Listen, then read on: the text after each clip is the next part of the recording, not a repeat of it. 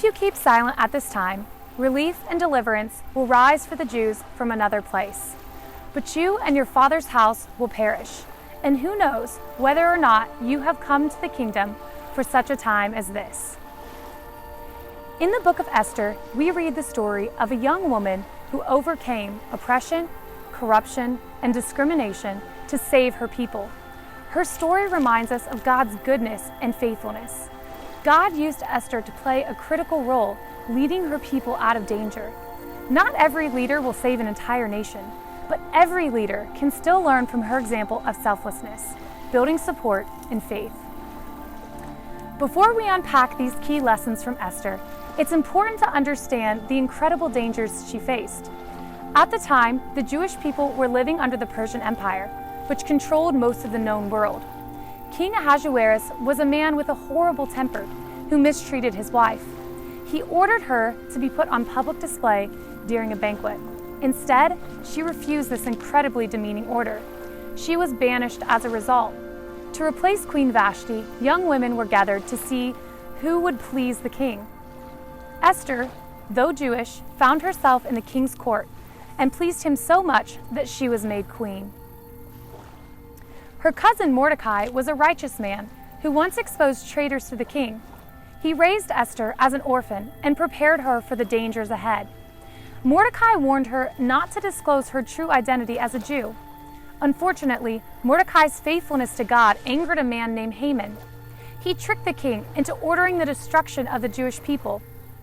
Even though Mordecai had already saved the king's life, this act of treachery against the Jews could not be stopped. Mordecai pleaded with Esther to intervene, and she did so at her own peril. In the process, she saved her people and showed us how to lead with selflessness and courage. There are several leadership lessons we can learn from the life of Esther. First, she proved that leaders must be selfless. They often have to sacrifice themselves or be willing to do so. When Esther first approached the king on behalf of her people, she willingly risked her life. To go to him without being called was a serious offense. In Esther 4:16, she told Mordecai that I will go to the king, though it is against the law, and if I perish, I perish.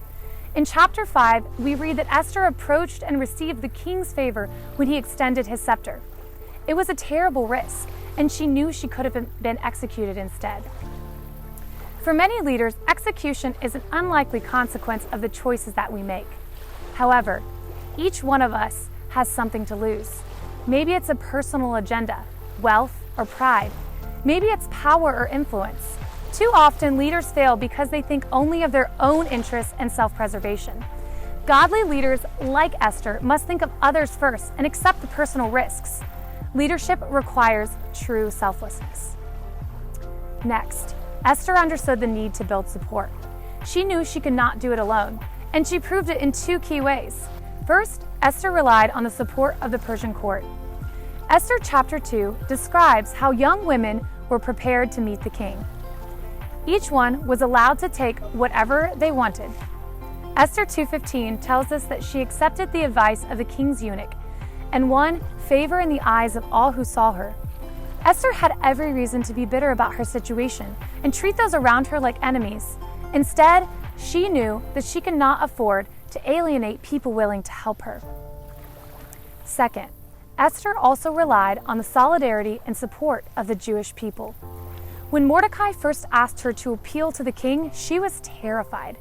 Esther gave instructions in chapter 4 to gather all the Jews to be found in Susa for a 3-day fast.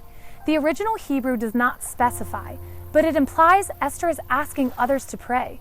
She needed their prayers and the support of the God of the Jewish people. When life is overwhelming, it is important to remember we are frail and limited humans. It is rarely a good idea to refuse someone's support. We need friends, and we need people praying for us and our leadership efforts. Finally, Esther proved the importance of faith. When Mordecai first told Esther to ask the king to spare the Jewish people, she objected because royal protocol made it very risky. Some scholars believe she just wanted Mordecai to understand the danger that she faced. Others believe she was scared. Maybe she wanted to rationalize a reason to avoid going before the king. Regardless, Mordecai told her that God's plans would not be stopped, but she would suffer if she disobeyed. Then Mordecai reminded her that she was selected for such a time as this.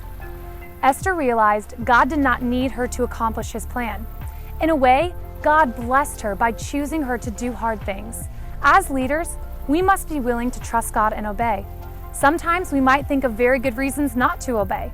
However, leaders have to make the hard choices. Ultimately, Esther's story teaches that godly leaders must trust that God knows what he is doing and that he is good. Esther lived this out by sacrificing herself, even when most of us would only think about surviving. She rejected a bitter, complaining attitude and reached out for support. She had faith and made the hard choice to trust God, no matter the circumstances.